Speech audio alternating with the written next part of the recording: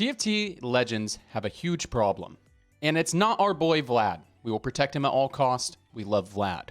It comes from a man who loves gambling. He loves cards, and he likes saying, doing it. Doing it.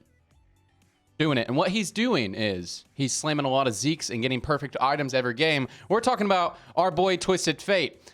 So if you guys have been playing a lot of TFT lately, you've probably seen Twisted Fate is pretty much the most popular legend. Now, there's a few other good ones, like Vlad is really good. It does not mean that TF is the best, but I just want to open up the discussion video about TF and his legend. Is it good for the game? So if you've been playing, you have seen people running TF, and the reason why they run TF is because you can get best in slot items every game for your composition.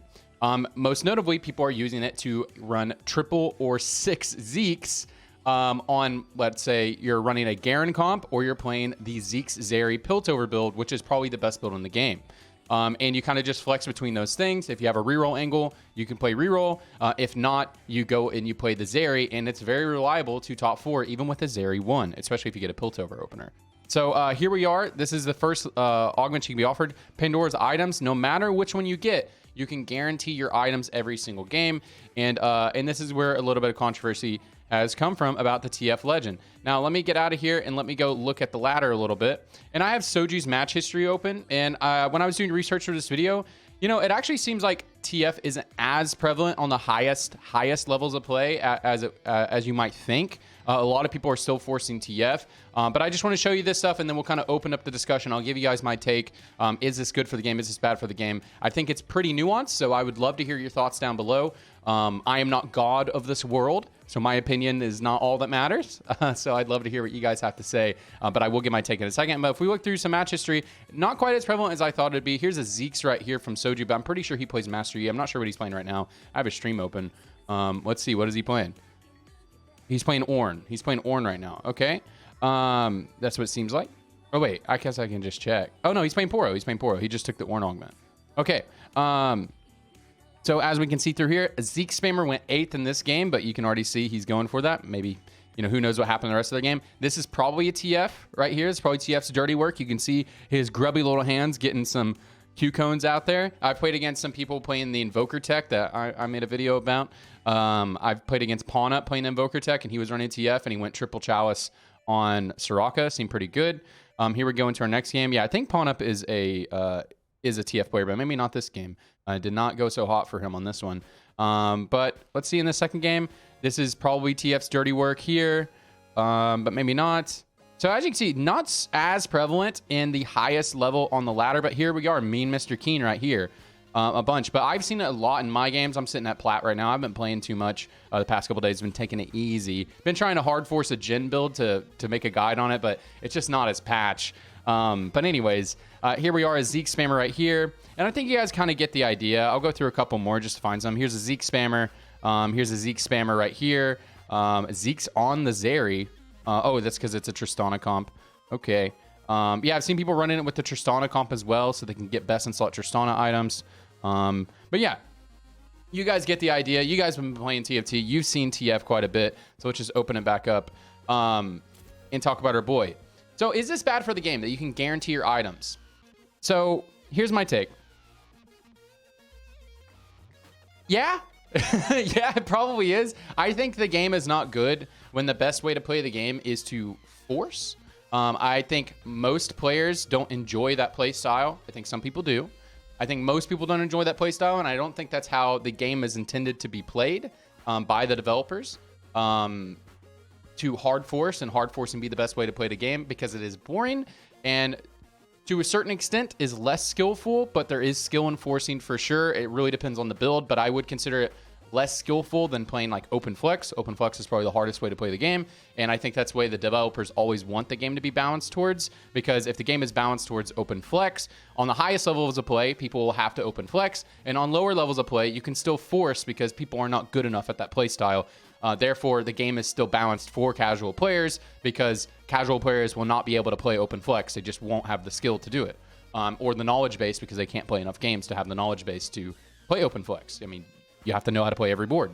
So it's just very hard to do.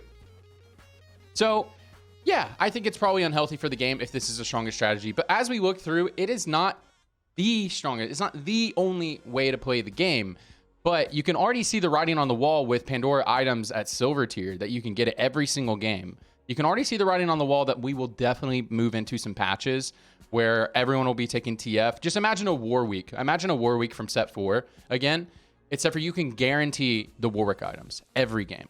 Just imagine that. So imagine that for a second. So I think something does have to change with TF. I think maybe it's not good for the game that you can always guarantee your items. But on the flip side, so that's my take on one side, but to play devil's advocate on the other side, because I do have mixed feelings about this.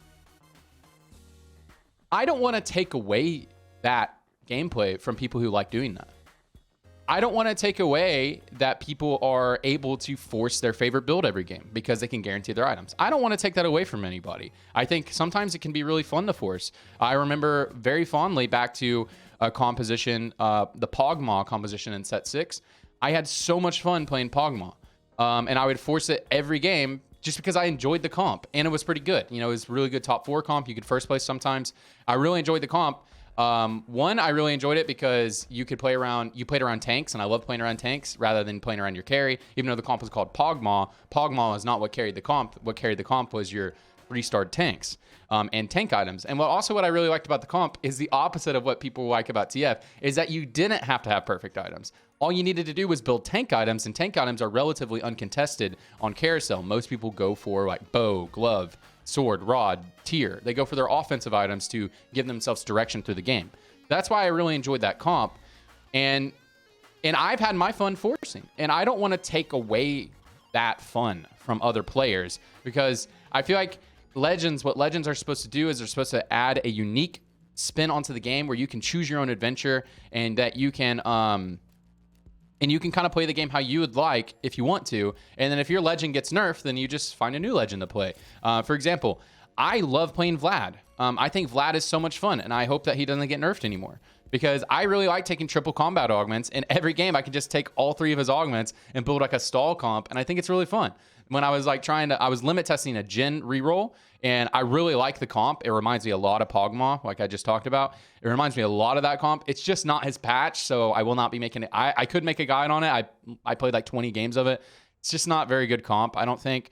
But it will be good on another patch, so I'll definitely make a guide for it on the next patch update, because I bet he'll be good next patch. He's just not as good as the other 1-cost rerolls and that sort of thing. But anyways, yeah. So I really like taking triple combat augments, and I'd be really upset if they just like took triple combat augments out of the game, or just like nerfed Vlad even more. I'd be pretty upset about it. Maybe unless they buff Master Yi and I can play more Master Yi, you know. But we'll see. But anyways, guys, what do you guys think about the TF Legend? Is it healthy for the game? I think it will enforce a force meta every patch. It's every patch that has poor balance. I think this patch is actually, it's either decent balance, or we're not smart enough to figure out the game because the game is so expansive. So I think it's actually not that huge of a problem. People are just forcing Garen and Zeri, which Garen's pretty good. Zeri Piltover is probably the best build in the game, so that's annoying. But it doesn't feel that oppressive. You can play Aphelios, you can play a lot of other things. But definitely, once the set gets a little bit more solved, I really think we're going to have patches like War Week. We're going to have patches like that. Maybe not quite as bad as War Week, but when we do have those bad patches, TF is going to make the game miserable to play. But what do you guys think? How should they fix TF? I think maybe they should just not have Pandora's items on TF on the first round. It should be on the second one, which would make it to where you have to kind of play the game on stage 2, and then remake your items and kind of run a little bit of risk reward. That's one thing I don't like about TF. He's a gambler, TF the gambler, but there's no risk involved because you get Pandora's items at the beginning of the game. You're guaranteed to get your items, boy. What would really make TF a gambler is if you got it on your 3-2 augment. But I think maybe that's a solution. Just switch these around maybe, and maybe that'd be fine. You know, I don't want to take this away from anybody, but yeah, you can. I feel like the writing's on the wall for TF that he's going to cause a terrible meta at some point in the set, and it's just a ticking time bomb. But we'll see. What do you guys think? Put it in the comments below. I'd love to hear. And yay, if you want to catch me live, I stream on Twitch. Okay, I'm trying to grow my Twitch. I love that you guys are on here on YouTube. I love YouTube. YouTube's the best. But hey, guys, I'm trying to grow my Twitch. You know, man. We have fun over there. Okay, anyways, I love you all, and I love TFT. Happy Father's Day.